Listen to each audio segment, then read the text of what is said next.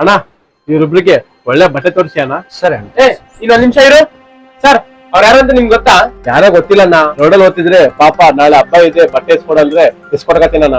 Sir ಅವರು road ಮೇಲೆ ಭಿಕ್ಷೆ ಬೇಡವರು. ಹಿಂಗೆ ಅವ್ರಿಗೆ ಇವತ್ತು ಬಟ್ಟೆ ಕೊಡಿಸಿದ್ರೆ ನಾಳೆ ಅವರು ಅದೇ ಬಟ್ಟೆ ಹಾಕೊಂಡು ಕಾಲರ್ ಮೇಲೆ ಎತ್ಕೊಂಡು ಭಿಕ್ಷೆ ಬೇಡ್ತಾರೆ ಗೊತ್ತಾ?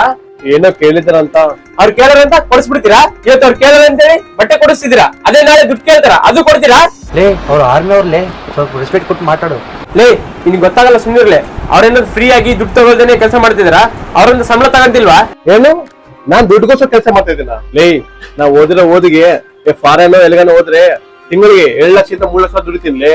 ನನಗೆ ದೇಶ ಮೇಲೆ ಇರೋ ಪ್ರೀತಿಯಿಂದ ಆರ್ಮಿಯಲ್ಲಿ ಜಾಯ್ನ್ ಆದೆ. ನೀವು ನಿಮ್ ಫ್ಯಾಮಿಲಿ ಜೊತೆ ಚೆನ್ನಾಗಿರ್ಬೇಕಂತ ಹೇಳಿ ನಾವು ನಮ್ ಫ್ಯಾಮಿಲಿನ ಬಿಟ್ಟು ಬಾರ್ಡರ್ ಅಲ್ಲಿ ರಾತ್ರಿ ಆಗಲು ಕಷ್ಟ ಪಡ್ತೀವಿ. ಅಂತದ್ರಲ್ಲಿ ನೀನು ನನ್ ಬಗ್ಗೆ ತಪ್ಪಾಗಿ ಮಾತಾಡ್ತೀಯಾ? ಸಾರಿ ಸರ್, ನಿಮ್ ಬಗ್ಗೆ ಪೂರ್ತಿಯಾಗಿ ತಿಳ್ಕೊಳ್ದೇನೆ ತಪ್ಪಾಗಿ ಮಾತಾಡಿದೆ. ಆಯ್ತು ಸರ್, ಬರ್ತೀನಿ.